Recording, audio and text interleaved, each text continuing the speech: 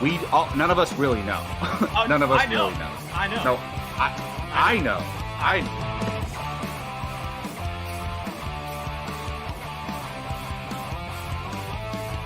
Perfect timing, Keith. Keith, what's up? Your favorite movie of all time. Step 9. Oh, good.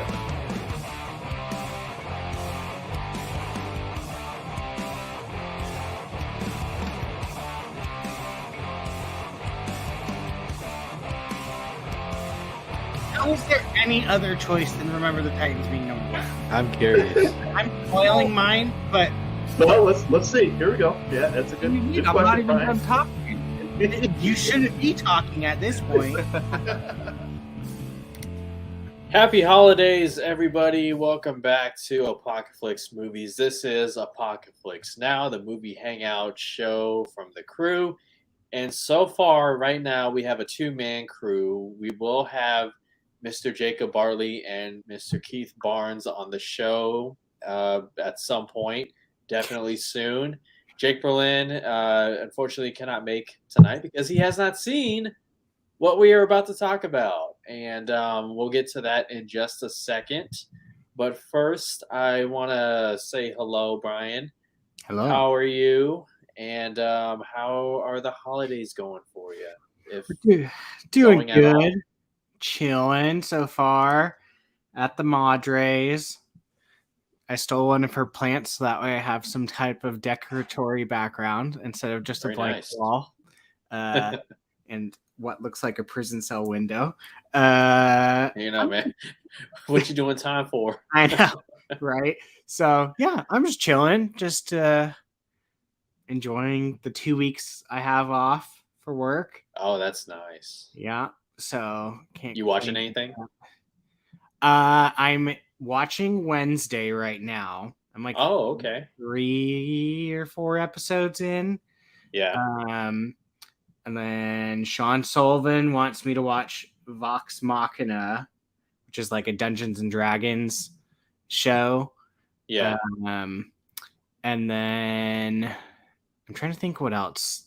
I'm just gonna try to watch a crap ton of shows over this holiday break. I'm not gonna lie. Like that's my goal is the holiday shows. Or not holiday shows, is to watch shows over the holiday. Right. So, yeah. Well, there's certainly no shortage of No. content. So God, no. What will end up happening is I'll probably end up setting up like, okay, I'm gonna watch all these shows and then just rewatch the shows that I always rewatch. That's just how it works. it sounds comfy and relaxing, and just maybe just what the doctor ordered. Who knows? Yeah. Okay, so before I get to me, I'm going to bring in, as promised, another member of the Apocaflix movies crew, Mr. Jacob Bartley. Jacob, What's up? What's I'm going here. on, man? How'd you do on your rap battle? You know, I did pretty good, but I lost. You talked about Anthony his Mackie mama, was didn't there, you? and he just destroyed me. And Papa Doc and Free Yeah. World. Exactly, yeah. By the way, like this year is the 20th anniversary of 8 Mile. Can you believe Wow. it, man? That's insane. That's crazy. Yeah, but how you doing, man? Happy holidays. I'm doing relatively well, man. Just grinding, staying busy. The school that I work at, they're currently doing something called Intercession, where it's basically daycare for parents who want to send their kids somewhere for free. So I've been Our working. school? Yes, but elementary school side, not your side. They're not doing it. Your side's not doing it. Oh, interesting. I've never even heard of this. So I basically had the most chill week of work. I'm just like hanging out in the background, making sure kids don't misbehave. That's also not too bad. Just been working on my own schooling as well. Master's program, trying to knock that out. So just staying busy. Nice. Yeah, I like how we have a contrast. You got Brian using his free time to just relax and watch movies. Nothing wrong with that. And then you got Jacob over here, like poor Jacob over here grinding and just like it's okay. okay. OT. To be fair, though, I'm shocked they have that because I've never heard of it. In a way, you're lucky though, because when I was a substitute there, it was just you just didn't get to work for 2 weeks. Wow. Well, so that's the thing. I don't get paid during the breaks. So it's actually a little nice. It's nice to have an extra paycheck for over the holidays. So it'll be good. And it's way easier than my regular job. Like they have activities planned for them already. So I just take my group to the activities, and I have like someone else with me the whole time, another educator. So easy breezy. Not bad. Cool stuff. Well, as for me, I'm a roller coaster of emotions. We're gonna talk about why in just a little bit. I did watch Avatar in IMAX in 3D myself. And what movie? With me. Oh, you know which movie, buddy. We're going to talk about it. Yep. And then meanwhile, Jacob, you watched it with Keith, right? On Sunday night? I did, yes. Keith and I went Sunday night. Like, it was like, yeah, we'll talk about the movie later, but it was just like, all right, it was 7 p.m. on Sunday night. I was so tired. But I was like, let's do it. 3-hour movie. And I'm not mad that I went. Well, good. I love it, man. And, we'll see if you feel that way about the whole movie. And I just want to quickly shout out some people in the chat. RD Films, Avatar: The Way of Water is the best movie. Oh, we'll see. And then, of course, that's followed movie, up like, with period. John Booz, I'm Blue, Dabba Dee Bada. They remixed that song, and now the kids are singing it. I do wish that song played during the big battles. That'd be cool. Man, dude. Oh, either that old version or the David Guetta new. Yes. Yeah, that's what kids are singing. And Curtis, you're just turning on Coco Melon for the kids. Nice. And that's what I do. My kids like Coco Melon. They're in 8th grade. And then Shane, hello, welcome. What did you guys think of the Oppenheimer trailer? Well, if you want to know my thoughts, go see the reaction. It's on the channel for Apocaflix Movies. Real quick, Brian, Jacob, have you guys seen this trailer? What'd you think? Well, we saw it. It came out before the Avatar movie. Was it the same trailer? Because I thought it was. I don't know. Yeah, I haven't watched the one that came out on YouTube. I figured it was the one that we saw from Avatar. So if it's different, then I haven't seen anything that's different. Jacob, but it looks great. Anything? Oh, I haven't watched it. Haven't watched it yet. Well, now you guys know where it is on their 2023 most anticipated list. So there's that. I'm just kidding, guys. I'm just kidding. To be honest, actually, I don't think it's in my top 10. What? I don't blame you. Dude, next year is an absolute bloodbath, and I am so excited for it. I don't know if I've had a harder time making my most anticipated list ever. Same. Yeah, it was tough. Yeah, I locked it in. It took me about 10 minutes. Couple ones I struggled with, but speaking of that, you guys be on the lookout for our most anticipated movies for 2023. Those videos will be coming out very soon, so stay tuned for that. But let's get right into it, guys. We have a busy show, and it's only 2 topics, but still, both of these topics warrant a heavy discussion. We're going to talk about Henry Cavill, the bombshell news that James Gunn, not James Cameron, James Gunn, dropped on Twitter, and we'll get into the details of that. But Henry Cavill's no longer going to play Superman. And, of course, we're going to talk about Avatar: The Way of Water. This will be a spoilers discussion. So if you have not seen Avatar: The Way of Water, I recommend you go and check out the movie. Go and experience the glory of James Cameron and a movie that's been 13 years in the making. But be warned, if you are staying, we are getting into full-on spoiler discussion. Yeah, we're going to talk about the Transformers that show up. All right, fair enough. But before we do that, you guys know what it is. If you've been watching the Apocaflix Now shows, we're going to get into the movie watching challenge. Oh, my voice. It is. Wow. It went out. That was That was fun right there, and totally unscripted. This week, Jacob will be putting together a review and remind the viewers what movie it was and give them a little tease. Yeah, so I was challenged to As Good as It Gets, the Jack Nicholson starring film. Brian challenged me to that. Have not finished the movie yet, but my review will be up for it later on this week. But we do want to keep this ball rolling and get the next person challenged. I wonder who that's going to be. So yeah, keep an eye out for my review of As Good as It Gets later this week, probably on Thursday or Friday. Man, my guy watched Avatar again, rewatched it, and then saw The Way of Water twice. So that's why.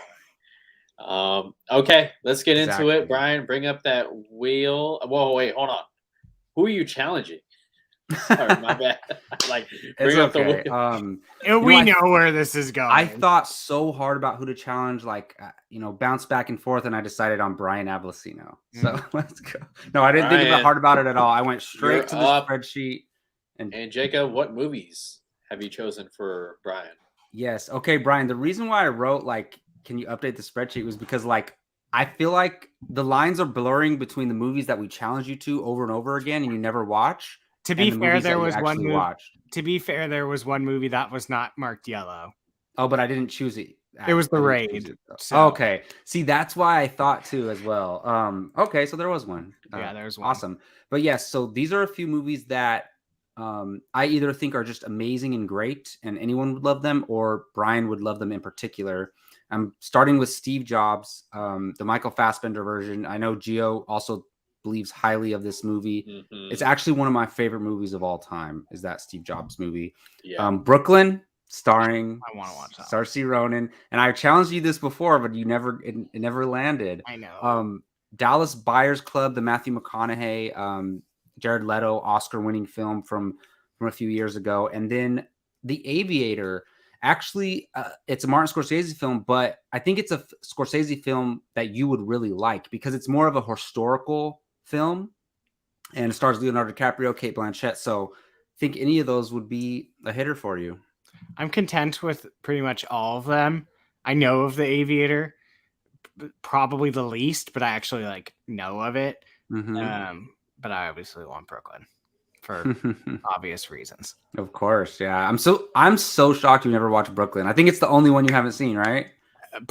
Pretty much. Saoirse Ronan movie. Yeah. Probably. Other than maybe her younger days. No. You know which one I haven't seen either is The Lovely Bones. Yeah, she was pretty young in that though. Yeah. So yeah, I have seen The Host. All right. Oh, she worked a lot. Yeah. Without further ado, go ahead, Brian. We'll find out what movie you are watching with all that time on your hands. Give me Brooklyn. Go! Keep going! Yes. Oh my goodness! Woo! Wow. All right. Hey. Yeah. There it is. This is the one that I would wanted, but I really wanted Brooklyn for you, honestly. It's okay. Maybe I'll watch multiple. I don't know. Yeah. I doubt it. Well, man. Brian, do you own Apple devices? Yeah, all of my devices are Apple. mm-hmm. Oh, so you got Mac, iPhone, and yeah. Did you ever own an iPod? Oh, I lost those things like they were candy. I had in high school. I think I probably had about 9 of them. You had the Nano and the every skinny one, and then the touch, every version, and then the thick one with the dial. Yep. It was like black and silver. I'm not joking when I said I had probably about 9 of them. I'm not it was bad. Yeah, I was not get ready for Steve Jobs, man. You're gonna see Michael Fassbender just command every scene.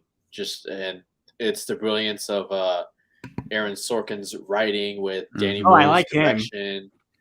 Yeah, and Cate Blanchett, or no, not Cate Blanchett. Kate Winslet. Kate Winslet is incredible in this movie. Absolutely incredible. Isn't she his wife? No, she's like his. Or basically, she. Oh wait, I know. It's something like baby mama. No, she's like his right hand person. Oh. Like they work together. She's like his Pepper Potts, except they're not romantically. Yeah, she's like the only person not afraid to call him on his shit, basically. Okay. So you'll see. I'm actually kind of. All right. Well, be ready for Brian's thoughts on Steve Jobs next week, and be on the lookout for Jacob's movie watching video for As Good as It Gets. That will be on the channel this week, so stay tuned for that. Okay, guys, let's do it. Let's get into the first main topic of the show. This one is going to be a heavy one, at least for most of us, maybe all of us. We'll find out. But last week, James Gunn, as he does quite frequently, took to Twitter and pretty much announced that a DC slate is on the way. You're going to hear about some new projects from this newly branded DCU. And he set the record straight about Henry Cavill is no longer going to be playing Superman, and Superman remains a high priority for both James Gunn and Peter Safran. And not only did he drop the news about Henry Cavill, but he also confirmed that this Superman movie is one that he is co-writing.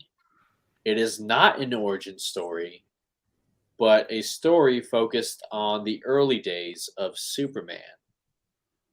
And of course, film Twitter was set to ablaze. Like, it was just nonstop for even tonight.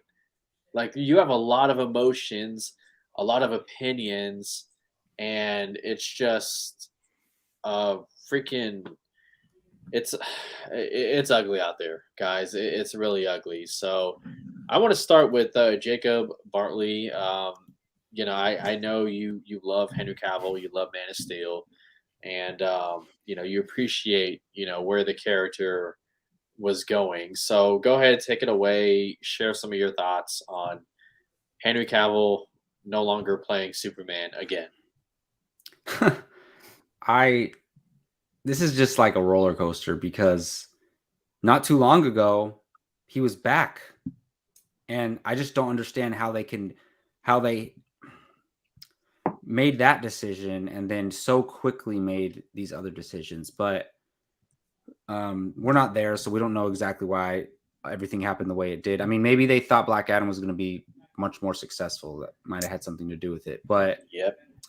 At first, all of this news upset me very, very much, to be honest. I love Henry Cavill as an actor, not only as Superman, but he's in every role he does. He's incredible. I even like him in the Enola Holmes films, even though he has very small roles in those films. And to see this, like, to me, in my mind, he's synonymous with Superman. I see him and I think Superman, but I have to be open-minded. And while at first I was like, this is BS, and I even told Gio this, I told Keith this separately, and I did get some pushback from Keith as well. I was like, I don't like this. Not that I'm okay with them deciding he's not going to be Superman or whatever, but like, to me, it sounds like, and I'm a huge James Gunn fan, just to say, I love James Gunn, but it sounds like he's like, oh, I have all this power now. I'm going to make the DC universe that I always dreamed of. I'm going to put, he said he has a Superman script that he's been working on for a very long time. So this means that he's been writing this, he's been working on it. And I don't want to put words on his mouth. He's probably going to call me out, even though he doesn't even know who I am.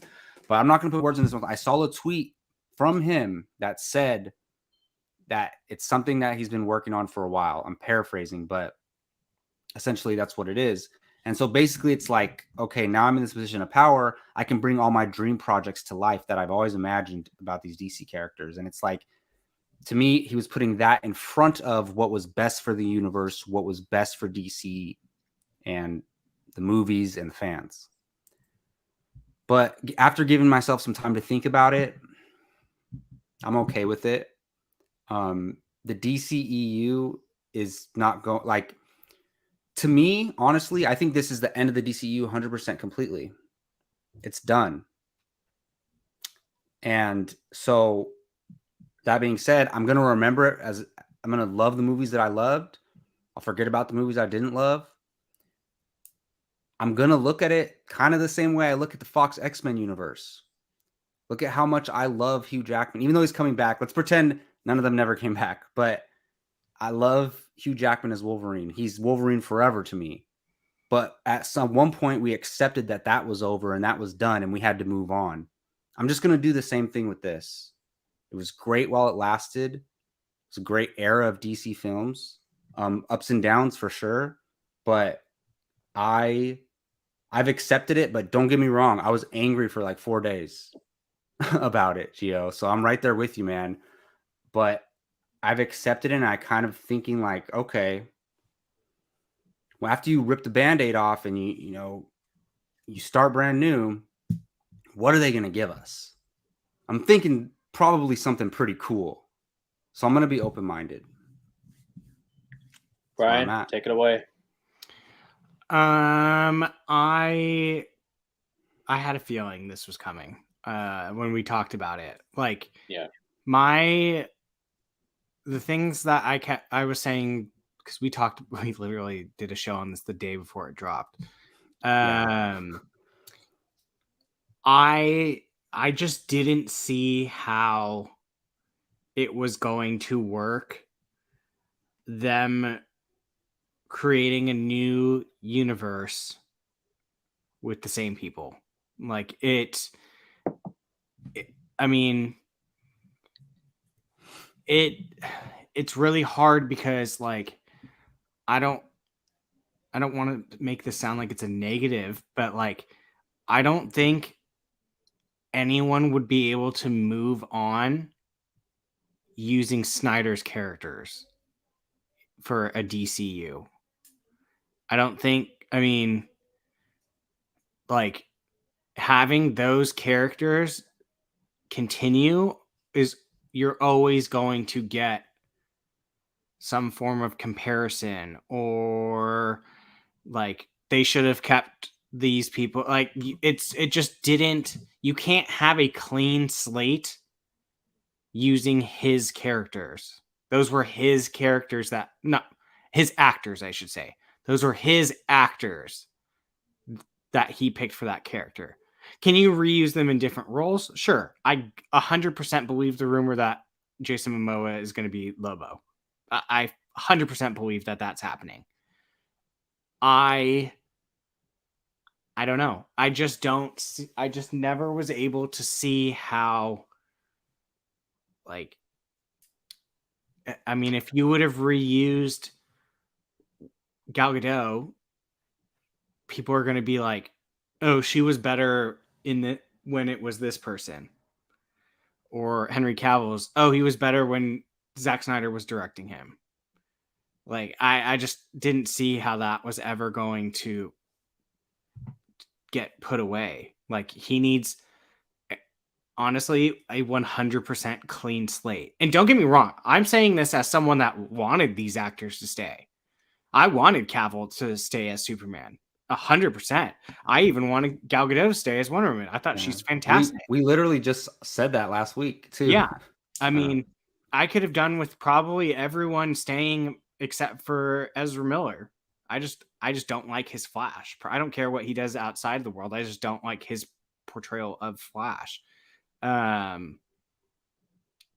So I'm not surprised. Honestly, the one character that I'm going to struggle with the most if he wipes is Harley Quinn. Yeah, that's tough. If he gets rid of Margot Robbie as Harley Quinn, which I think he's getting rid of everyone. Mm-hmm. That's going to be the hardest one for me. Yeah, I mean, after Cavill, it's her for me too. And trust me, I don't think I've thought about that. And I'm like, it's done. Yeah, it's done. So look, Harley Quinn doesn't belong to Margot Robbie. I'm okay with the idea of a new Harley Quinn in whatever this DC world's going to be.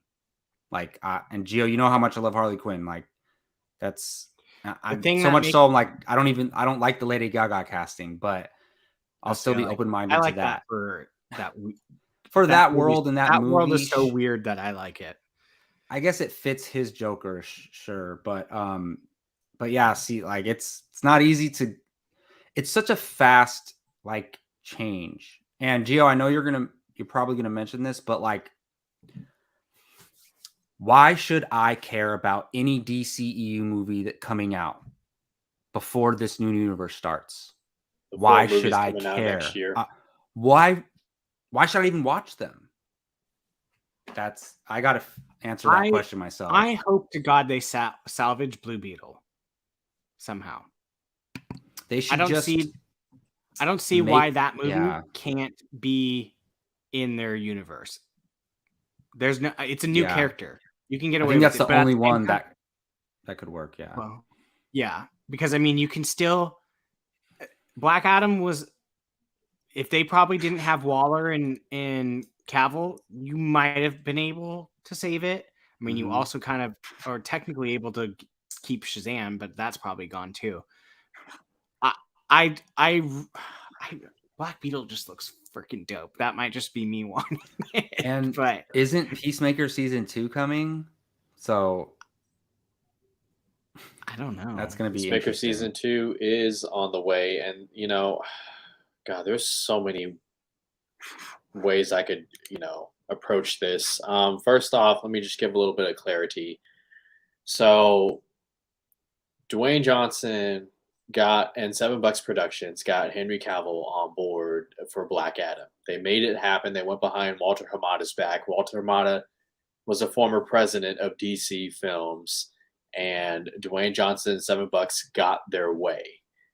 However, when Henry Cavill announced his return on Instagram, if you guys remember, it was based off of a verbal agreement. There was no contract for X amount of movies in Man of Steel 2 and, however many appearances. So it was a verbal agreement.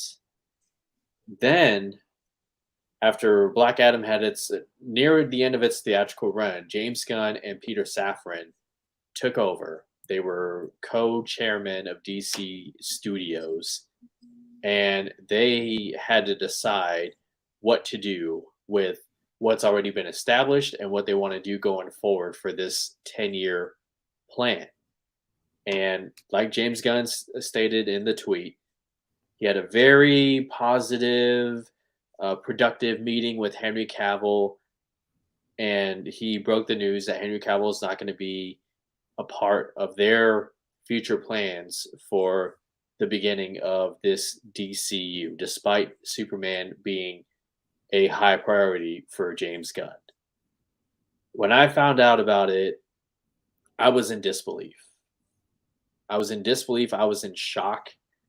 And it didn't really hit me until I actually recorded a video for Apocaflix, one of the news clips that we talked about in a recent meeting that we had behind the scenes. Breaking news: Henry Cavill is no longer Superman. Like this, a day after we did the Now show, I couldn't wait to talk about it until tonight. Halfway through the video, it hit me, and I struggled to keep it together. Let's just say that. Because this universe, Henry Cavill Superman, what Zack Snyder was trying to do, I bought into it. I saw it. I loved it. I was a defender of it. I mean, look at my damn background right here, okay? After next year, there is a very high possibility that the characters you see will be no more. And it wouldn't hurt as much if we didn't get this right here. What this did was it brought everybody who was a naysayer back on board. Wow, what a cliffhanger. Spoiler, they defeat Steppenwolf. Darkseid is on his way, and people wanted to see where the next movie went to. There was a campaign, and certainly I was one of those people you guys expressed an interest in seeing where it went. And so you have that on the table. The fact that James Gunn said it's a 10-year plan. Well, the timing kind of aligns for it to be possible, right? It's possible. However, from what I heard, they approached Ben Affleck. Do you want to play Batman for the next 10 years? Apparently, Ben Affleck said, no, I do not. I did the Flash thing. I did the Aquaman and the Lost Kingdom cameo. I don't know how much more he wanted to partake as Batman, but the one saving grace of a very painful tweet to read from James Gunn is that Ben Affleck is willing to direct in the new DCU. That right there for me is like,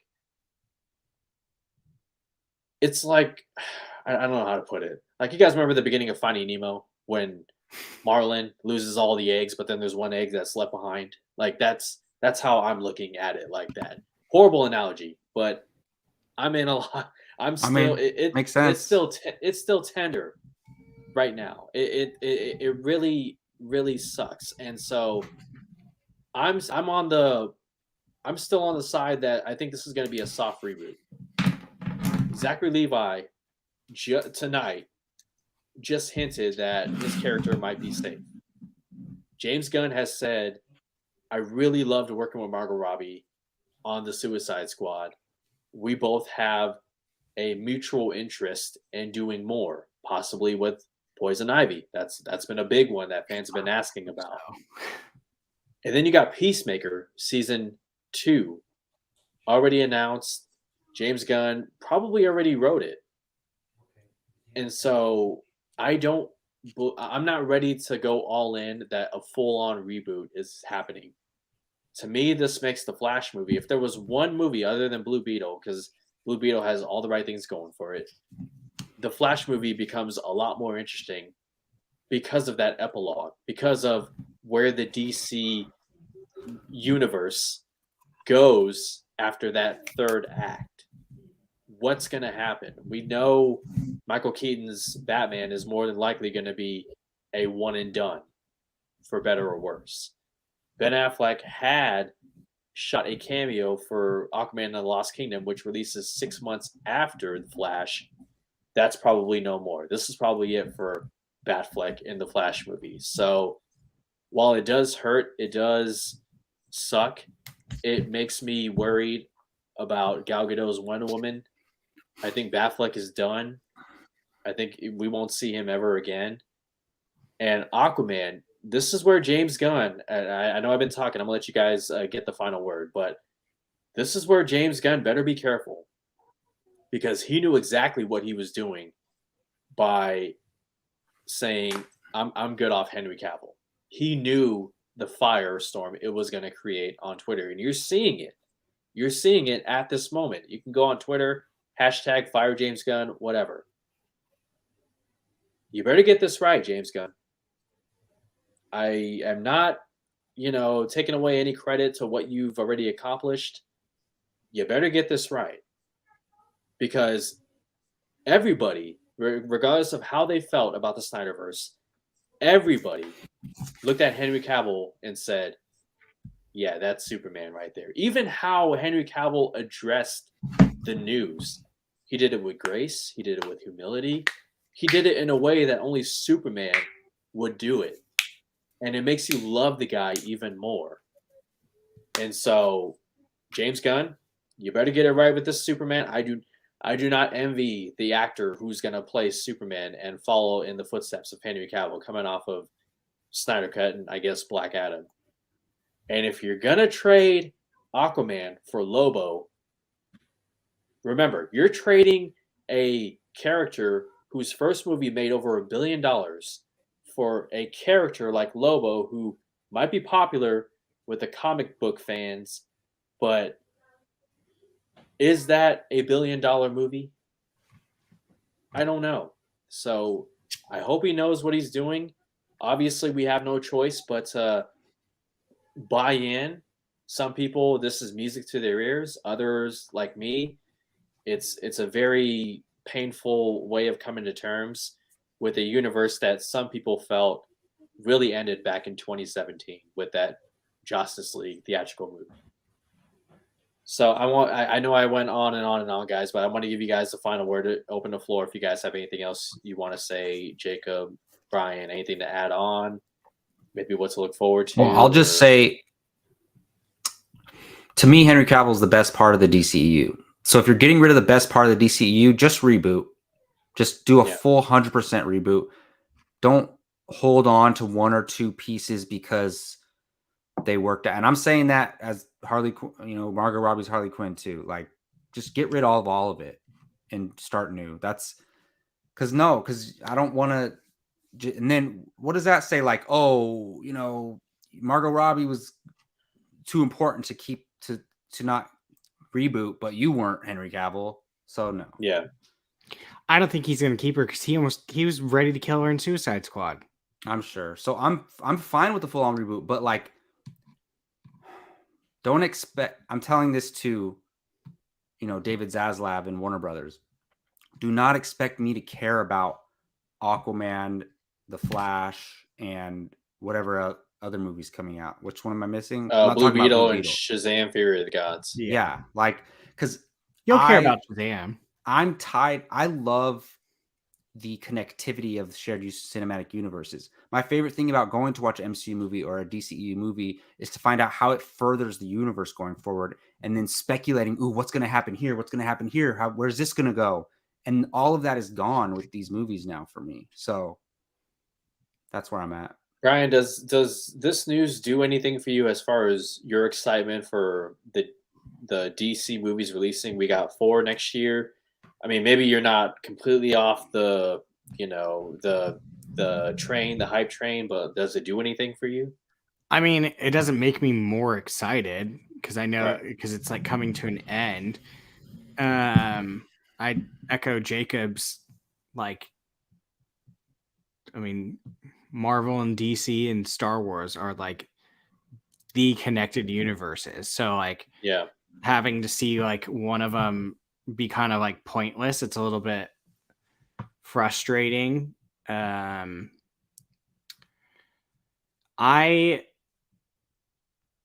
be completely honest, I just wish, like, looking back on it now, I mean, knowing what we know now, it almost just makes me kind of wish like Snyder just did like a Dark Knight trilogy type thing where it was just but like literally just that's it, like no spin-offs, no nothing. Like we literally would have just gotten like, I don't know, maybe like Man of Steel, BVS part 1 and part 2, and that's it, and like nothing else. But and so that way, like all these other side things that developed because of it didn't have to go away. So yeah, that sucks. However, am I looking? The least thing that I'm excited about is losing the castings, because the castings have been like probably the saving grace of this universe. Yeah. Castings have been great. That's the thing I'm going to miss the most.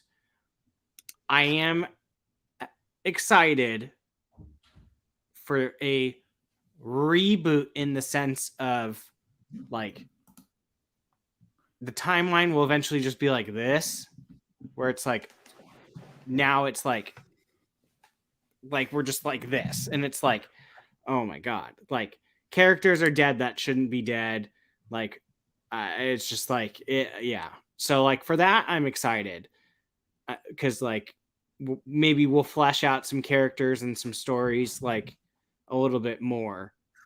But honestly, the thing that I'm most upset about is just losing the actors. Like that's honestly the thing that bums me out the most. But I mean, I'm sure they'll figure it out. It sucks definitely, but I mean, what can you do? And it's even more unfortunate because Henry Cavill, out of all of them, maybe Ray Fisher as Cyborg, but he was sidelined for a long time. Yeah, he got screwed. You know, I mean, we all remember that Shazam cameo where it's headless Superman. I'm like, oh my god! And then like, watching that actually may save Shazam. Jeez, yeah, you got a point. Quick question right here that I want to highlight. Think he won't come back as Kingdom Come Superman?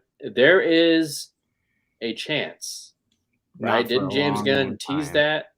Yeah, no, I mean it could be a Michael Keaton thing with him returning in the Flash, but like maybe later on down the road, because he a lot of James Gunn's tweets when he's announcing his stuff or confirming it, it's like we had a great meeting, looking forward to collaborating in the future or seeing what possibilities. So you never know. I've gotten my hopes up so many times. I've gotten my heart crushed so many times that, in a way, a small part of me is kind of glad that it's over. Of course, when that new Superman movie comes out, I bet you at least half of the reviews are going to have headlines like Oh, of course. this Superman movie does what the Snyderverse did, or it gave us the what Man of Steel It'll missed. be Or half good, half bad. I already see the comparisons coming. I mean, come on now. Well, look at this. All right, so comic book world, there's multiverses, right? Obviously, the Flash opens up those doors. So, how long did it take till we got to like No Way Home in the MCU, right? Pretty far into the 10, universe. 11 years. What's to say James Gunn does a universe for 10 years? It's successful. And then the next Flash movie in his universe brings back some of these characters because it's all multiverse. Why wouldn't they end up going back to that someday? So, Gio, the hope's not completely out the door. They just like we saw Tobey Maguire back as Spider-Man, we could see Henry Cavill back in that same capacity someday. Yeah, and that's nice to end it on a hopeful note. I'm sure I will get there, but I still need a few more weeks, and just me subjectively speaking. You guys, thank you so much in the chat for letting us know some of your thoughts and helping out with the questions and giving your takes. I see you, Gordon. I see you, Star Drew, John Booze, Curtis, and Shane. We're gonna move on now to the main topic of the show. The reason why all of you are here. A movie that we've been waiting to see for 13 years. That is a full decade and then some. James Cameron's follow-up to 2009's Avatar, the highest grossing movie of the year. Avatar, The Way of Water, is now in theaters. We're going to get into a full-blown spoilers discussion. So you've been warned. Let's take it away, guys. So Avatar is finally here. Wow. James Cameron taking us back to the world of Pandora. We're exploring more of the unknown with this planet, both above the ocean and beneath underwater. We're getting introduced to new clans. The Sky People are back with a vengeance.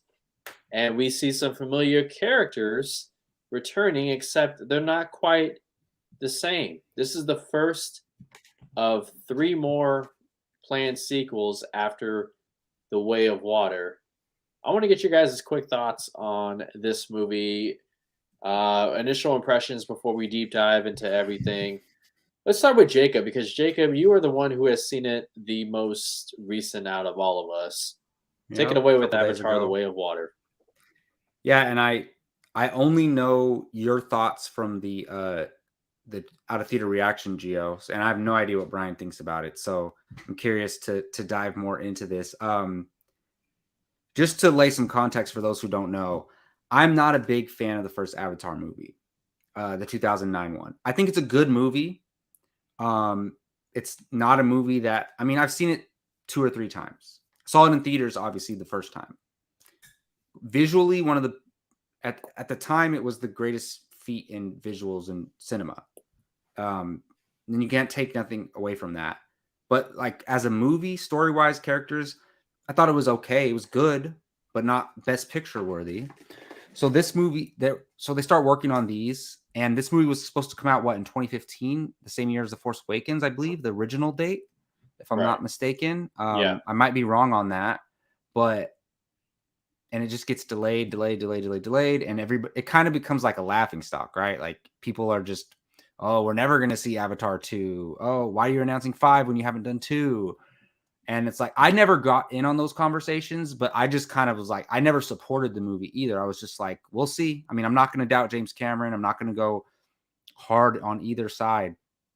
So basically, I didn't go into it like Gio did with this high optimism about the film. I was like, I'm going to leave all my thoughts at the door. I'm going to go in and experience the movie. Man, this is one of the best movies ever made. Woo! Avatar: The Way of Water is gonna go down in history as one of the best films of all time. That's how I feel about this movie. Yeah, buddy. I was completely blown away. Honestly, like I haven't had a special experience like this since. I mean, so going to see The Force Awakens back when it came out is my most memorable time in a movie theater. You know, obviously a few of the MCU movies were very special. Infinity War, Endgame, No Way Home.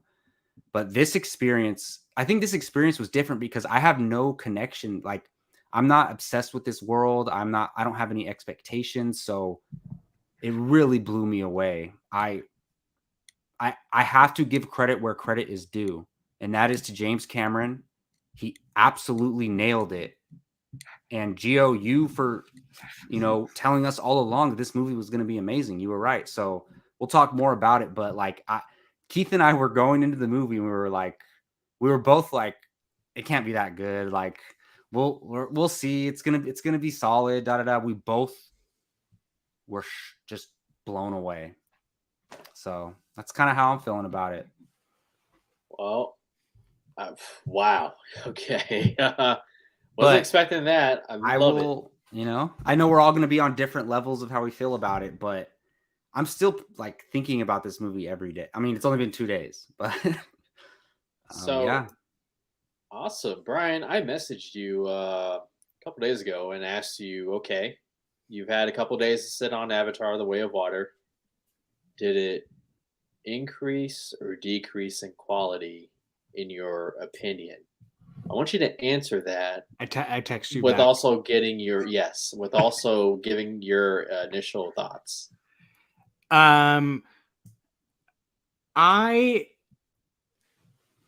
I purposely set my bar very low for this movie.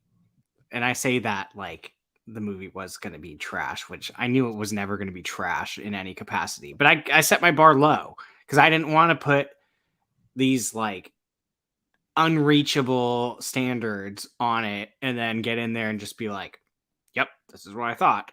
So I went in there with it low. I mean, I definitely walked out of there enjoying it. Like, it was visually, I don't know if I've ever seen or will ever see anything like that. Like, it was like, there were times where I just caught myself not even watching the movie and just like looking around at the surroundings, like what's going on. Like, if they're in the forest, I was just literally just like looking. And I mean, like, there was even a couple times where like, I don't know, like debris would fly by the screen and like I would jumped back thinking it was going to hit me. I had a few of those too. So like visually, I don't think I've seen anything like that. And I hate 3D, by the way. I hate it. I hate it. I hate it. Like, I have never cared for it. I remember when we used to go and it was the blue eye and the red eye, and it was a piece of paper frame. Yeah. Wow. Mm-hmm. Yeah. And I just never cared for it. Well, technology has definitely changed since that. And it may just be James Cameron technology. Because that movie was, I mean, we even watched Guardians. What was the other trailer, Gio? In 3D? It was Quantumania and Quantumania. Yeah. Quantumania and Guardians. And even like Guardians looked good. Quantumania looked cool, but even compared to the movie, it was like, whoa. Like, the movie was incredible. Yeah, I thought the movie was great. I'm not going to go as far as Jacob and say it's the greatest, one of the greatest movies of all time. I mean, it cracked my top 5 for the year. I'll say that. Oh, awesome. That's great. Nice. So yeah, I'll say that. I mean, I enjoyed myself watching it. Honestly, I think I enjoyed the visuals probably more than the story. The story was great, but I think the thing that I took out of it the most was just the visuals. I don't blame you. Yeah. Yeah. So, yeah, without getting too into it. Yeah. For me, so it went up. If that to answer your question, it went up. It did go up. Okay. Yeah. Okay. Good. So it sat with you, and yeah, it increased in quality. Good. I'll say it one more time, like I've been saying it over the past months, years. Do not bet against James Cameron when it comes to doing sequels. This movie is better than the first movie in every way. I also agree with visuals, music, the character arcs and interactions, the way it expands the world of Pandora, the way James Cameron not only improved what we've seen on the first movie from a visual standpoint, but then took it to a whole nother level as soon as the movie went underwater, and we met the Metcaina clan, which we'll talk about. What an experience in the year 2022 to give us something that's just, I mean, beyond visually captivating is, I mean, there's whatever words you've heard to talk about a movie and, the theatrical experience and whatnot. It is so hard. It is even harder today than it was back in 2009 to impress moviegoers.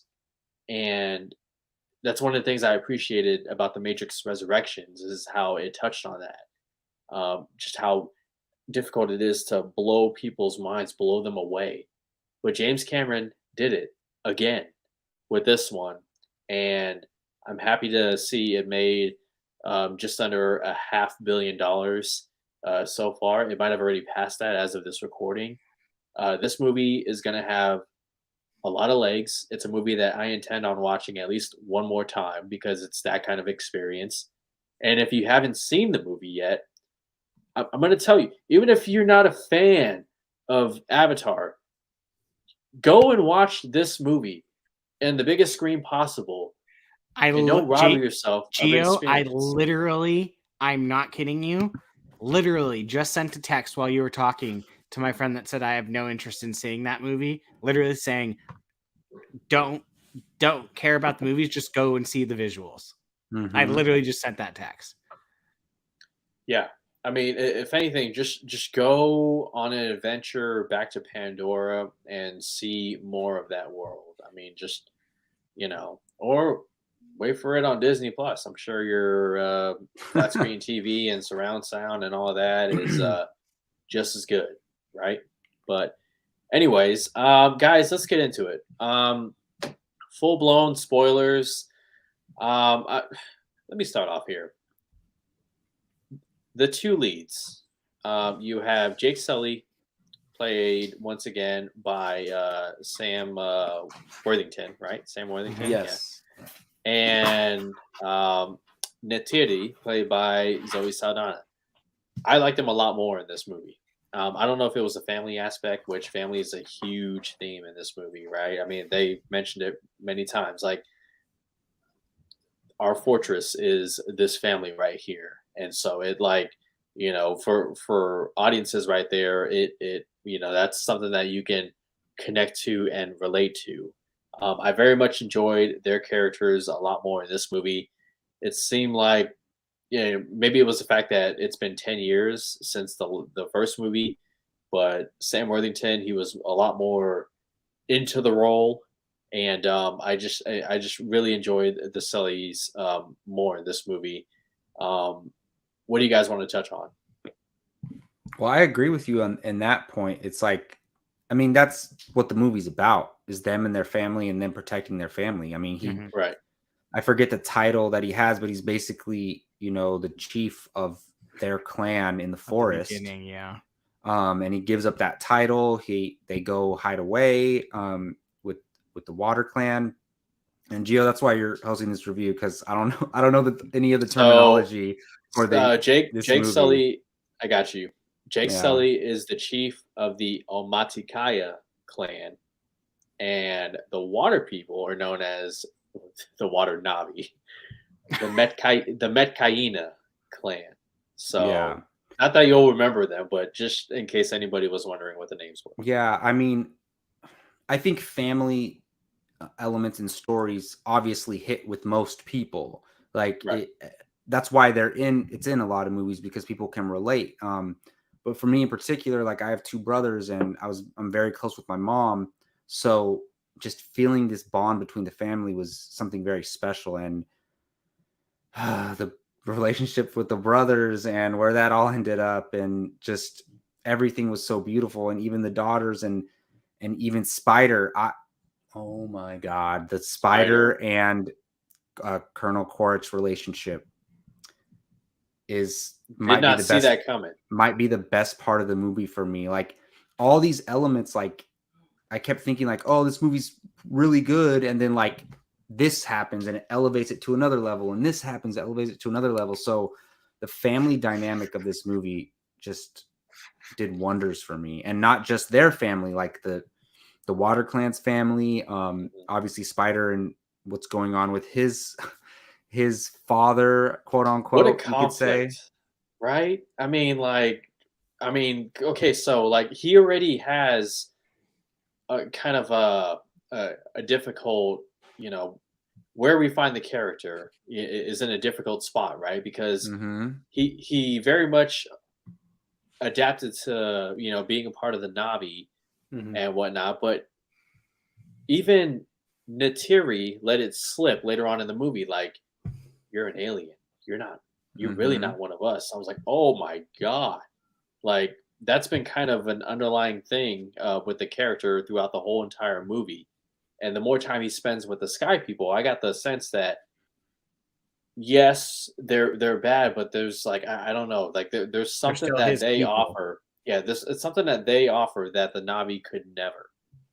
And I remember, Brian, you leaned over to me when it first got hinted that Spider, played by Jack Champion, could be the son of Colonel Miles Quaritch. Like, how did that play out for you, Brian? I mean, we kind of knew. It was more for me, like being like we clearly had the theme of family going on, like, right. And so towards the end, it was kind of like, okay, well, something's gonna happen where he's going to like still like do something that makes him side with his race of people, which we ended up seeing. I was very skeptical about them bringing the general back. I was like, how are you going to do this? Like, without being Me like too. cheesy, like, yeah, and stuff. And the way they did it, I was like, oh, okay. Like, I kind of dig this. Like, it actually makes sense, and it worked. Yeah. And they also even took a time to go back to like the scene of his death and be like, yes, no, this guy is dead. Like, he's bones.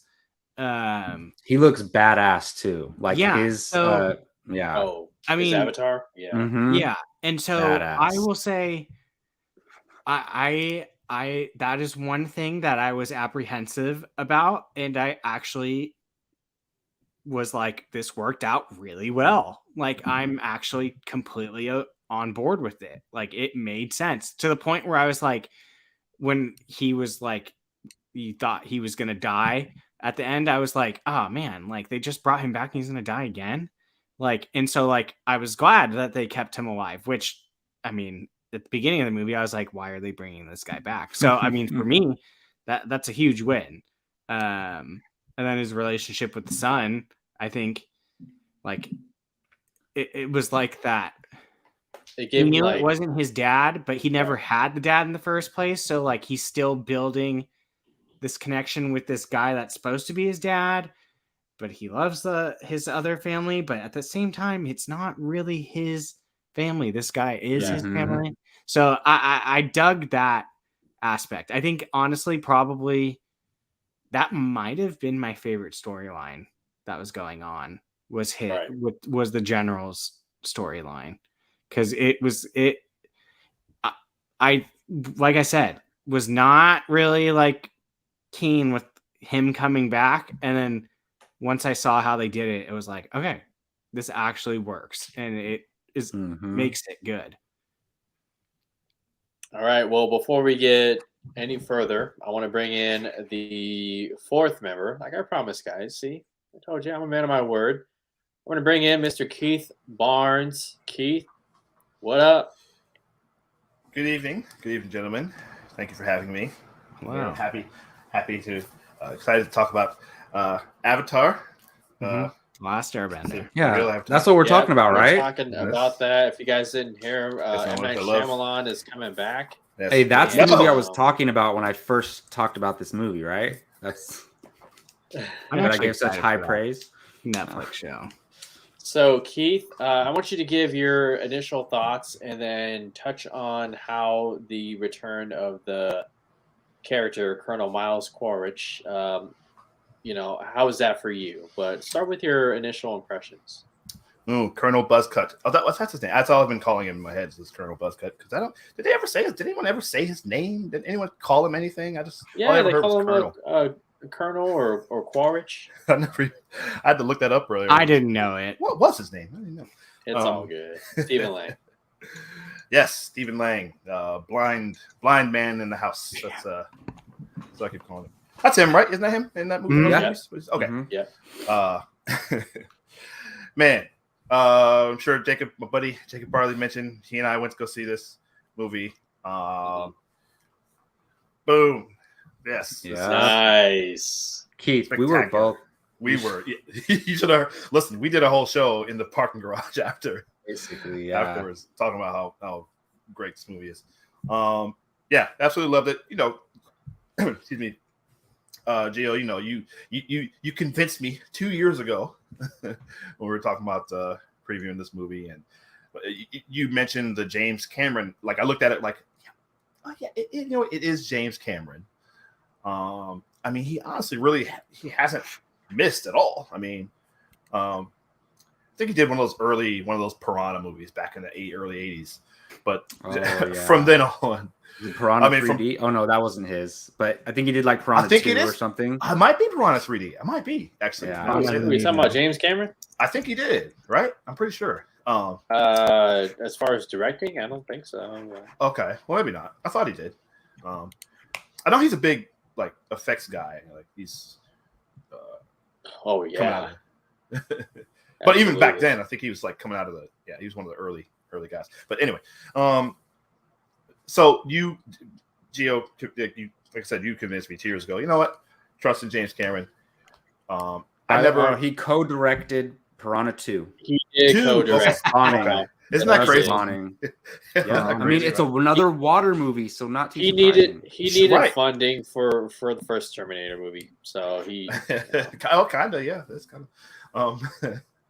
I bet you that's the good one of the Piranhas.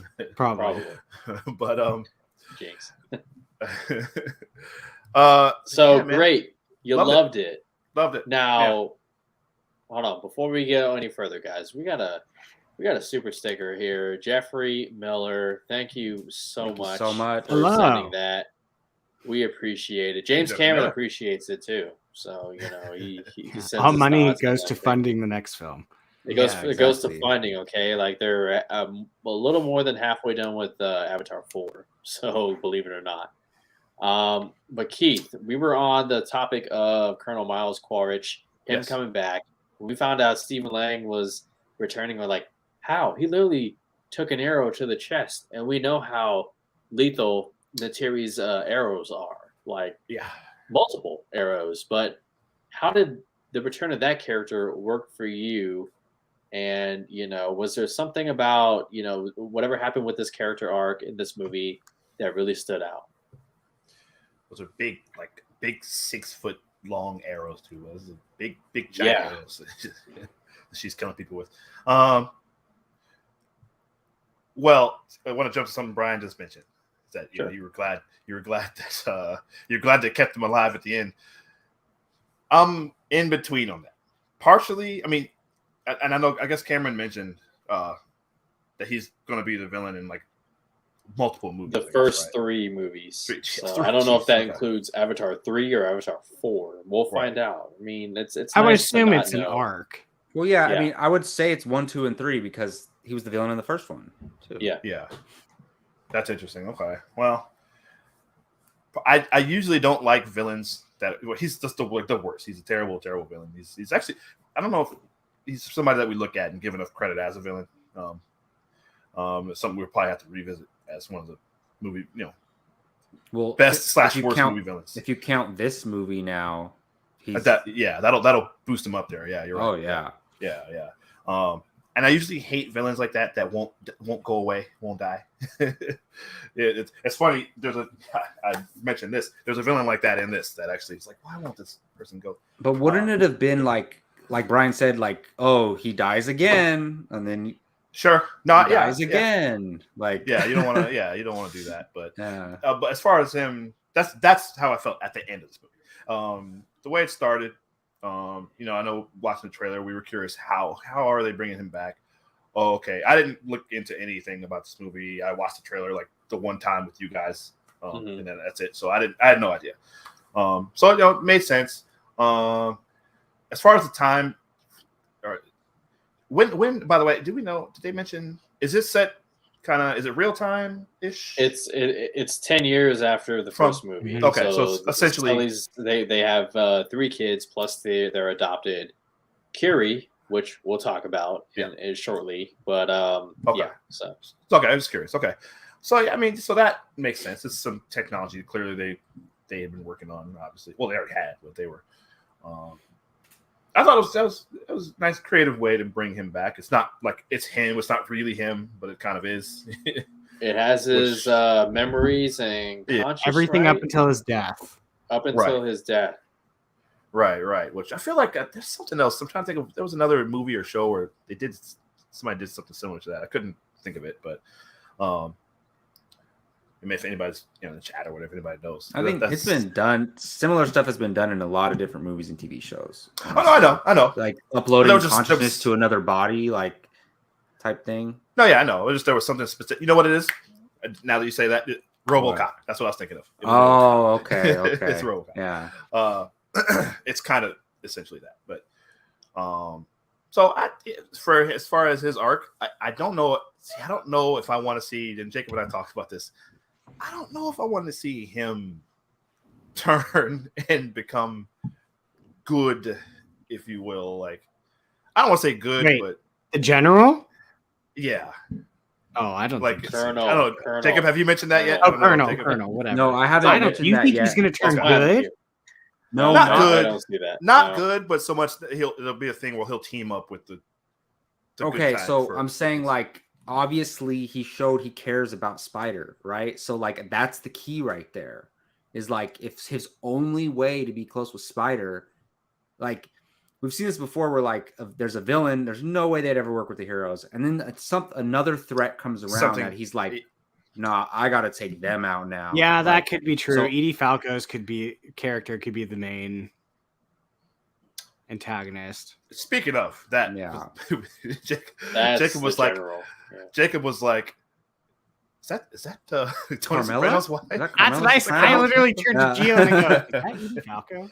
I had no idea. I just wasn't paying attention. We both looked. I was like, oh my god, that is her. Like, wow, Edie Falco. Good for her. It's glad to see her pop up with this. So, well, when you put it like that, Jacob, I think that. All right, fine. I mean, I guess that. But he's still gonna be like, I hate you to You're right. Jake and his wife. Yeah. Yeah. Especially her, which I will say, thought Zoe Saldana was in thinking about it, would like a little bit more of her. I like the stuff that she did, but I would have liked a little more of her. She didn't have a lot of screen time. Yeah. She was under. No, she kind of took a backseat. I think this one heavily focused on the kids. The kids. Yeah. you know, in this one. But okay, since we're on Neytiri, how about that final act in that action scene where she's just wreaking havoc She went savage. on everyone on that boat? Yeah. Because, spoiler, one of her sons die and the daughters are captured. And I was telling Brian, like, oh, she is scary. She is, oh my God. Like, she just, and again, a testament to how great the CGI visuals are. Like, the look in her face of, like, I'm out for blood. I want to kill. To the point where, okay, we might have taken Spider in as one of our own, but I will put a knife to his throat, and I will not hesitate if you don't let my kids go. Wow. Yeah. I think she would have done it too. Honestly. Oh yeah. Oh, she absolutely would have. Yeah, Mhm. absolutely. Yeah, she definitely went. She went Wolverine at the end. Oh of Logan. yeah, full rage mode. Yeah, Yeah. he was scared too. He was like hiding behind the corner, like, Right. "Whoa, I'm on her side, but I'm good." Yeah. Like, I think anybody that was there would have been scared. Yeah, it's well done acting by that actor. Who's that actor, by the way? Spider. Who's that kid? they were just talking Jack Jack Champion. Yeah, Justin yeah. Justin Bieber. Okay. So It's like, think about this: like everybody else is doing White mocap, box. right? And like he has to act as a normal human around all of that. That's not. I don't think that's easy. Like I think he did a good. I mean, job. he's still acting with the actors. They're just not. No, yeah, trying to do- but I don't know. I think it would. I don't think it would be the easiest thing to do. yeah, and especially there were times where, and obviously, of course, like the effects, just are spectacular, beyond Out of this spectacular. world, yeah. Yeah.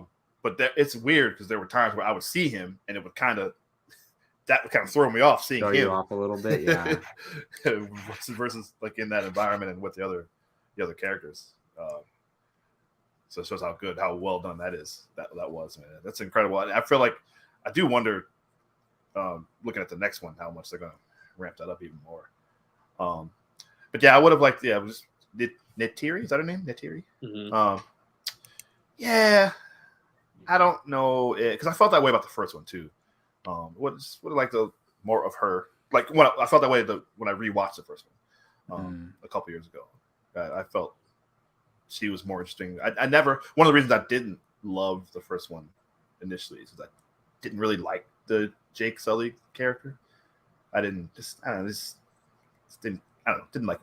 Well, I agree with you. I didn't really like. He's not memorable, or I didn't connect with him in the first movie. This movie, though, he's great. A lot more relatable. Yeah. And Especially maybe to you, Keith. I was thinking about you, that's- Keith, the whole time. You have 4 kids, and I was like, "That Oh, yeah. Keith is basically that's him in this movie right now, trying to protect his kids." No, 100%. And it's just even the little one, the totally reminded me of Emma the whole time. Like all the times she was in danger, like in the movie. Yeah, she said a bunch of stuff that I think Emma would definitely say. And yeah, so I definitely related to him a lot more. But big love for Cliff Curtis as the chief of the other. I don't know if you guys talked about Yeah, him. let's talk about the Met Cayena clan. And Love them. to the right of your screen is Tonowari, played by Cliff Curtis.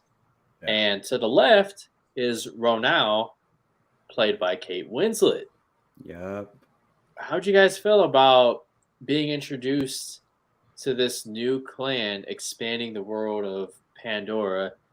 And I don't know about you guys, but I mean, the first thing that came to mind was, wow, look at those designs, those tattoos on them, and just the whole getup. It's all different and it differentiates, even the physical features too. Mm-hmm. But how'd you guys feel about the addition of the Met Cayena clan?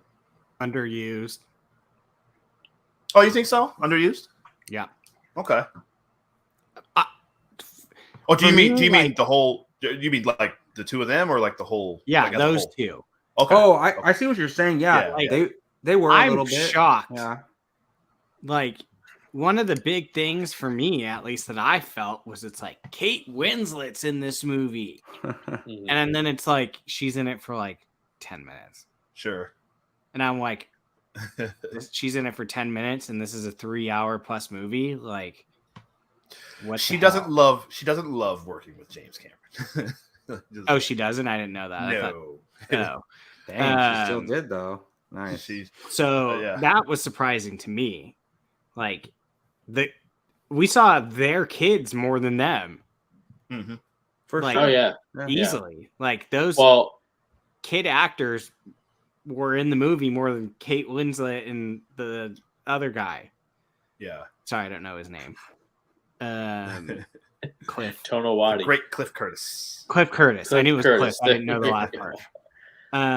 Hey, you and pretty much everyone else, Brian. So. Yeah. So, I was shocked personally at how little they were used. I loved what every single time they were in it. I was like, love it.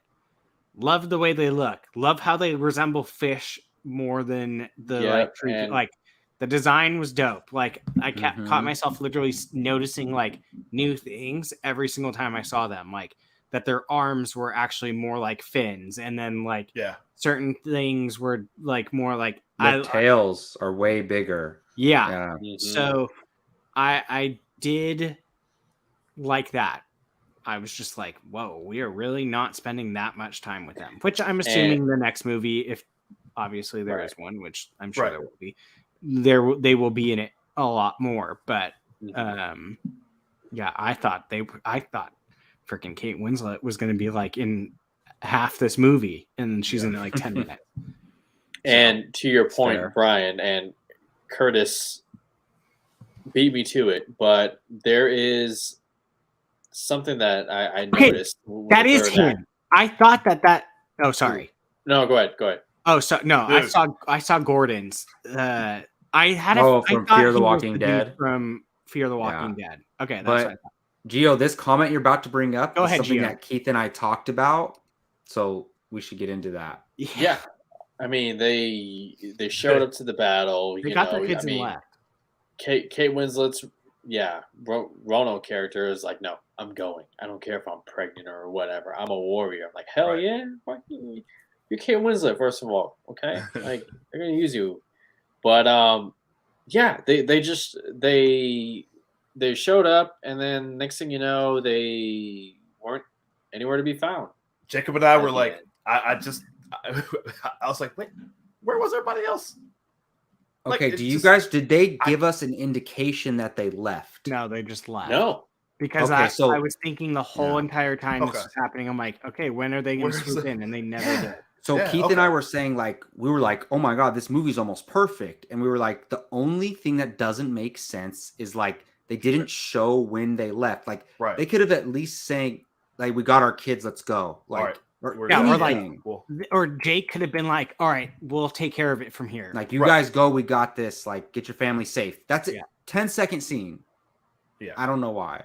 That's my only flaw of this whole movie. there's Honestly, a yeah, couple so- of shots in the trailers if you rewatch that aren't in the movie too. So Mm. Oh, really? Okay. I think James Cameron said he had about a 9-hour cut of Way I of saw that. Water. Yeah, I saw that. The Way of Wow. Water, a 9-hour cut. Can you imagine that, Jacob? I mean, might as well release it as the director's cut via a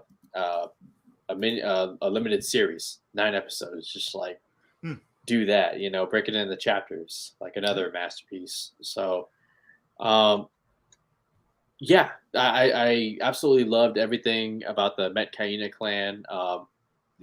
Like I said in the opening, when the movie went underwater, that's when like I saw the all the hard work and all the years of film technology and underwater motion capture come to life. The way these Na'vi interacted with these sea creatures. I mean, look at that right there. My goodness. Yeah. It's just, Yeah. little kids. And I thought there was a little Na'vi baby too, who was in the water and swimming with the sea creatures. Beautiful. And Yeah. one thing that came to mind, God, that sequence of, God, what are they called? Somebody in the chat said it, but when the humans, which by the way, they do a good job of showing how shitty the humans are in this movie, in this lore, but when they took down the token creature, which is the whale, and it's literally like a sequence. It's like a 5-minute sequence. You guys remember where all the boats are like trying to get this, and then the mother token is protecting the baby, and then like, no, you gotta flip it on its back, and like, oh my god, like this is. I could see why James Cameron really wanted to make this movie. I mean, the commentary of it, like, how'd you guys feel about all that? Incredible. It was incredible. First, just what a fascinating. I'd love to.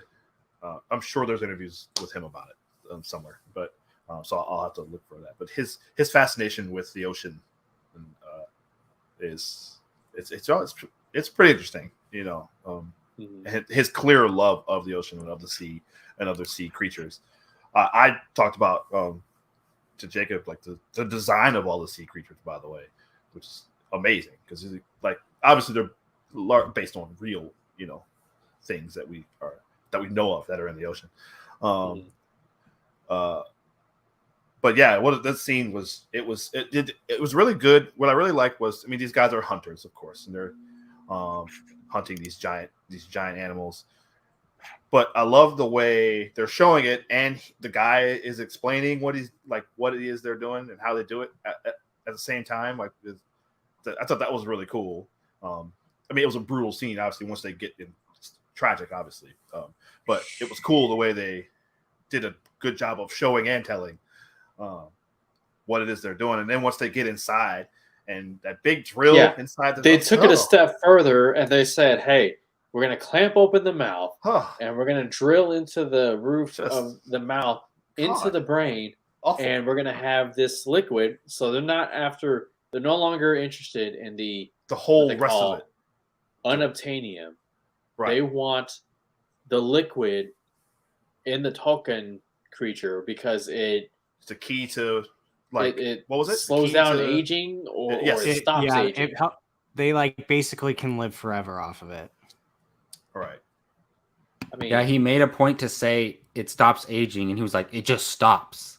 And that was a huge part of this movie, like just emphasizing all of this. Yeah.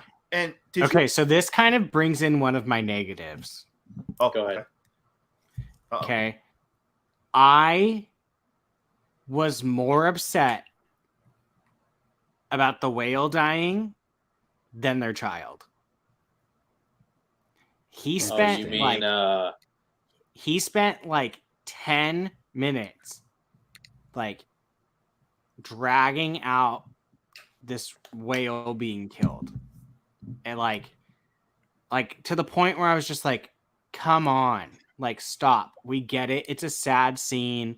You're killing this whale. You have the whale's child there just as like, I got it. Like, I was starting to get like frustrated where I was just like, okay, I get it. It's sad. It's dead. And then he spends like 10 minutes on that. And then the kid dies and it's like 3 minutes and we moved on. And of course, like, we had like the funeral and all that stuff too. But like, I was more upset when the whale died than the son. Personally, that's just me. Like I felt more attached and sad because of the amount of time he spent killing the whale than I was the kid. Right. So not me. Like, yeah. Well, I see what you're saying, Brian. Though, like, as a viewer, like, they made that much more like here, like, this is terrible. What's going on? And they spent a lot of time on it. Where it's like the other thing was just glossed. It seemed like it was glossed over, but you got to remember, they're in the middle of a battle. They had to go save the daughters.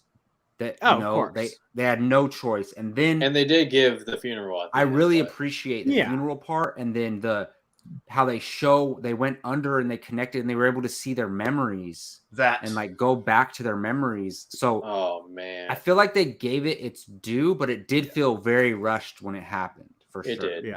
Yeah. That scene, that's where I was sitting next to you fighting back because I was just having a conversation last week about your kids, and as they get older, and eventually, Mhm. the lust I took from this at the end was, you gotta the way the younger son and this Sigourney Weaver daughter kind of. You got to trust your kids. You got to trust your kids. Trust that at some point they know what they're doing, and sometimes you got to let them lead you. But seeing that scene when he kind of goes back into that memory, where he could also interact with the memory, which is pretty cool. I was having a conversation about how much you're proud to see your kids grow up, but I miss when they're little. Yeah. And how much I was referencing Kevin, of course, how much I miss having my little guy. He's working with me now, which is crazy. But, I miss when he was little. And that made me think of that. So I was definitely fighting back the tears in that moment, watching that scene. But Brian, I think that kind of goes, in my opinion, to what I'm talking about with Cameron, how much he loves the ocean. Mm-hmm. Yeah.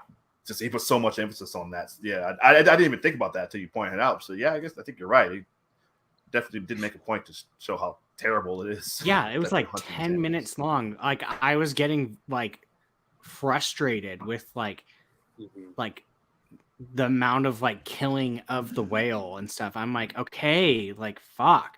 Like stop trying to make me cry. Like I get it. So yeah. And that's so what are they called? That was the tree. Remember the tree in the first one? That's kind of the same thing. Oh yeah. Yeah, that's fair.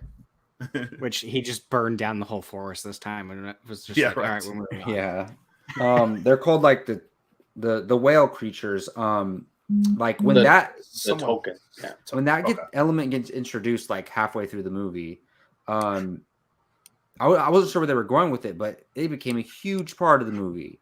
And how they don't kill, and even if they're being attacked, they don't kill. Even though they could have easily taken out the hunters, they don't do it. But then the one fights back. Right. Yeah. That one is such a badass. When he got involved in the battle, and he's like hitting missiles off of his head because they said they have like armor over the top part of their body. And he ducks and hits the missile at him. And then the way he flips and then he rips the dude's arm off. It was incredible. And like not Brian so much. I like hyper violence in battle. Oh no, I loved all that. That stuff was great. And I guess it didn't show a lot of gore, honestly. Just the dude's arm getting completely ripped off. The action. Yeah. Oh no, I loved all that. The violence in this movie and the way like they would kill the some of the other Na'vi and the avatars, like the bad avatars, whatever you want to call them. Oh, so brutal. Yeah. And I loved it. The arrow. Loved it. Yeah. Multiple times.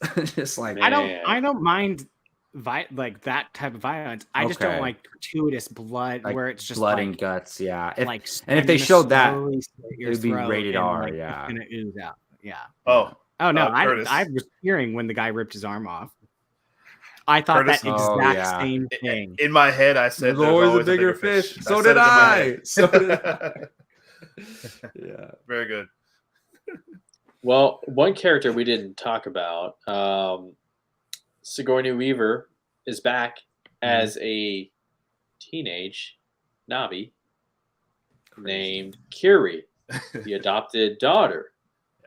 And we learn that she is actually the daughter of Dr. Augustine Grace.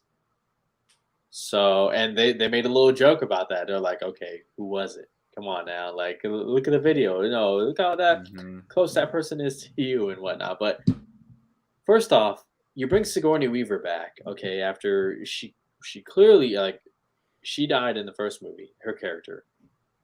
But to bring her back in this type of role and what the movie hinted at with her character as far as abilities and connection to Pandora, how'd you guys feel about all that? This was another one to like the general where I was like, really? Like you're bringing her back?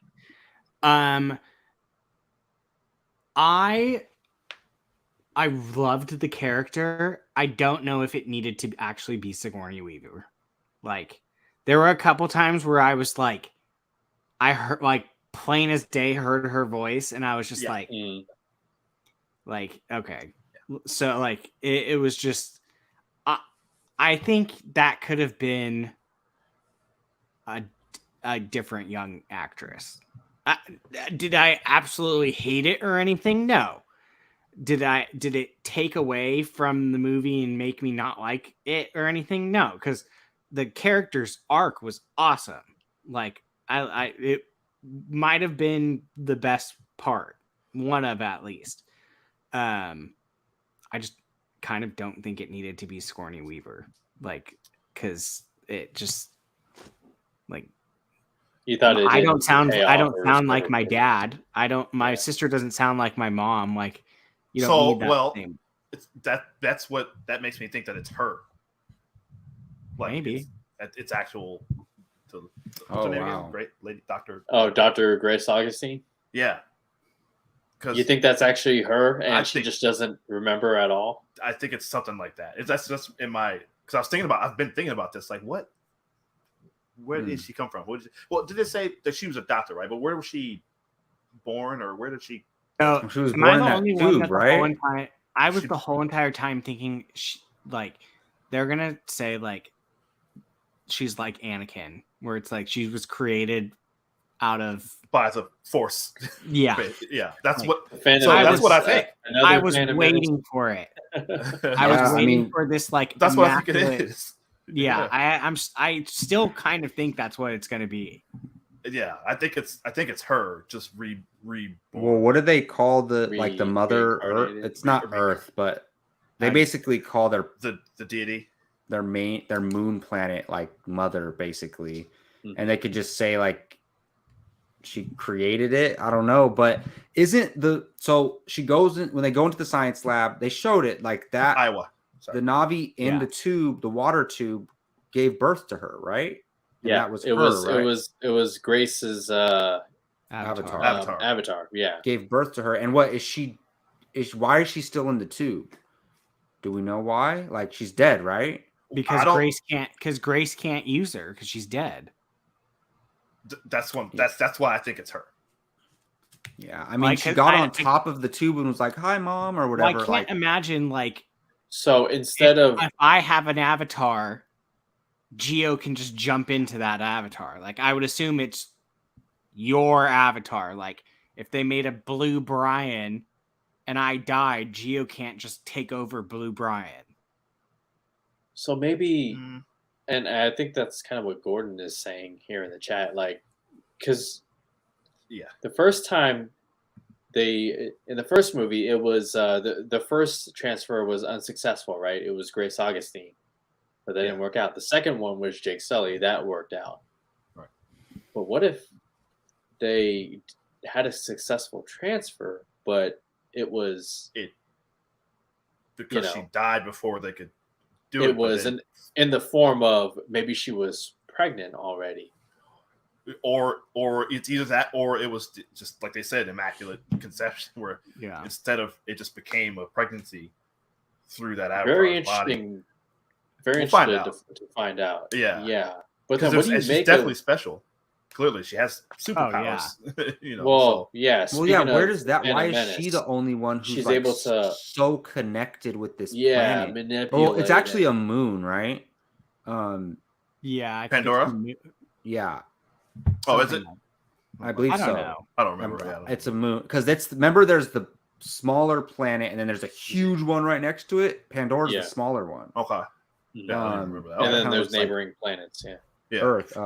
It's a moon, but just like in Star Wars, the moons are inhabited in this world. But obviously they're keeping that a mystery, right? Like they didn't answer the question of who or what she is in this movie. And now that Keith and I talked about this, like we used to mock, Avatar 4, 5, 3, 4, and 5. They're coming.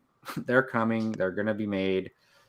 Not only because how great this movie is, but also it made almost 500 million in its opening weekend worldwide. So that it's gonna get close to 2 billion at least. So, I mean, in my opinion, but and it's gonna be in theaters for a long time as well. So I think they're gonna make them. So he's gonna get to play out whatever 5-movie story arc he has planned.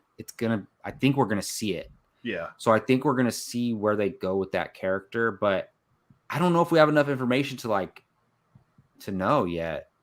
But yeah, can't wait to find out. I want all of them. I want all 5 by 2030. Okay. Well, you know what's funny? Avatar: The Way of Water was nowhere near my most anticipated list for this year. The Avatar 3 is going to be at the top of my most anticipated list. For me. What year it comes out. Yeah, 100%. Where the story goes. Well, guys, any final thoughts on The Way of Water? Man, I feel like we're just getting started. I'm sure we'll talk about it again because I'm sure Jake's going to want to talk about it. Yeah, absolutely. Oh, yeah. When we do our top list and we have a show, absolutely. So I just want to say, because Keith, when we first started this conversation, and I really feel this way, I think this is going to go down as one of the best movies ever made. Sure.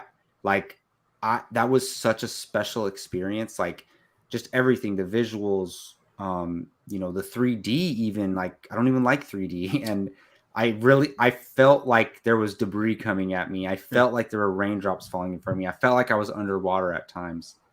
That's insane. But like, the reason for me is like, he combines all of these elements. So it has like fantasy and, mystical elements to this. It has like basic action sequences. Like, it has like modern day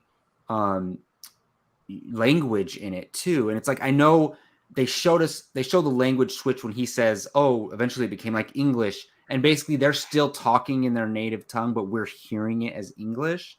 But like, to be able to do that and modernize it for like audiences, like the teenagers are cussing, like, and they're saying bro. And it's like, I think those things matter because it makes our modern society be able to connect with the movie even more because they're talking how we talk.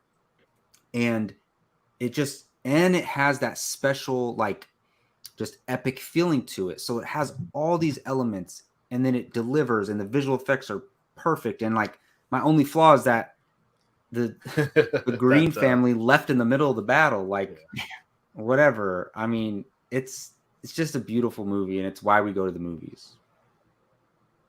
Agreed. Completely. Yeah. This was like I said, I was somebody who was just kind of wishy-washy on the fence about the first one. Till I watched it again, I'm like, oh, actually, no, it's pretty good. This one's spectacular. It's one of the best movies, obviously of the year, but of the last few years. I was listening to, I can't remember who I was listening to. I think I was comparing it to Dune. Christian Harloff was comparing it to Dune, and I thought about it. It's like, yeah, maybe. I don't know which one I think I like more, but I mean, probably Dune. But this is right there. I mean, it's right there. So. Okay, let me ask one final question. Okay. Who, by show of hands, who liked this one better than the first one? Oh, absolutely. Okay. Like, so it's 100 times better than the first one. Yeah. All of us. Okay. Yeah. Yeah. And again, the first one's fine. I'd never. Yeah. But I would like to see how this one ages, because I loved Avatar when it came out. Yeah. The longer it went, the less I liked it. Oh, interesting. Jacob, okay. And I said that exactly to Jacob. I said this is going to be one of those ones where we look back like I don't think it will be the same as the first one where people are like, why is that movie questioning why is this movie the highest grossing movie of all time? This, it's weird because I don't know that this is going to match that one in box office, but it's so much better, Yeah. So I don't know. But just before we go, Cameron brought up a good point here. Maybe James Cameron won't direct the next movie.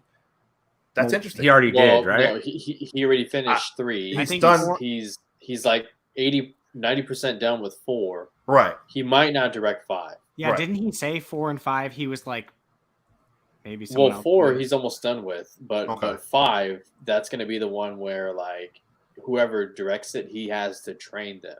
Right. I was going to say he's going to want full. Good luck. It's going to be Empire. He literally said situation. Something like, he basically said no one else is smart enough to direct these movies. Yeah, yes, I believe it. I was going to say he's that kind of guy. So I mean, but he's earned that. So Just imagine. listen, you see how he is. You see how he is with Terminator. Like all the Terminator movies, he hates all the sequels, except for he claimed he liked the last one. But I don't know. Genesis, no. He said he might revisit Terminator, so we'll see. Yeah, that's exciting. Okay, that's going to do it, guys. Thank you so much for joining us on this episode of Apocaflix Now. We touched on Henry Cavill's departure as Superman. We talked in depth about Avatar: The Way of Water. We appreciate you guys so much. We love having your comments in the chat. All of you who tuned in tonight and stuck around, or those of you who only came by to say hi or just visited or popped in accidentally, we appreciate you guys so much. Make sure you hit that thumbs up button. We appreciate your support. We love it. And just keep in mind, we have some things coming up here in the channel. We do have our most anticipated movies for 2023. We have our individual lists. You'll be getting that within the coming weeks.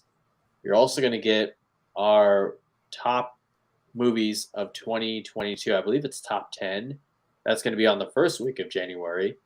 And in case you guys didn't know, we are on Discord.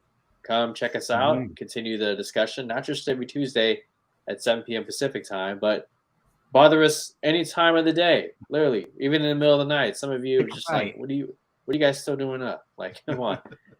So check us out, Apocaflix Movies Discord. Before we go, let's do some quick plugs. Let's start with Mr. Brian Avicino. Where can people find you online? You can find me, B. Valsino, on Twitter and Instagram, and A Certain Point of View for random shenanigans. Yes, that one. All right. And Mr. Jacob Barley? Yes, on Twitter at Jacob Bartley 824. And the fantasy football season is wrapping up. So if you want to get some last minute advice, come check out First Round Fantasy with me and my buddy Gabe on YouTube. How's you and Gabe doing in playoffs? Yeah, I'm still alive in 3 leagues, so I'm doing pretty well. And I think Gabe's still alive in a couple as well. But we play in too many leagues, so that's fair. Keith Barnes, where can people find you? I'm on Twitter at Keith Barnes 79. Brian Nussbaum. Yes, I do think it will definitely get Best Picture nomination. Oh, I was going to answer that too. Yes.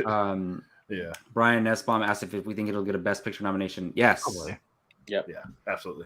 I don't know if it'll win. We'll see. I won't be surprised if it does. Probably I'm not. not sure. Yeah. Also, you can find me here on Bartley and Barnes with my buddy Jacob Bartley. Next episode coming real We're soon. doing an end of the year show probably next week. Yes. So keep an eye out. Yeah, we'll probably talk about this some more and some of the yeah. other goings on in movies and TV and sports. Get Keith's thoughts on Henry Cavill and all that. Yes.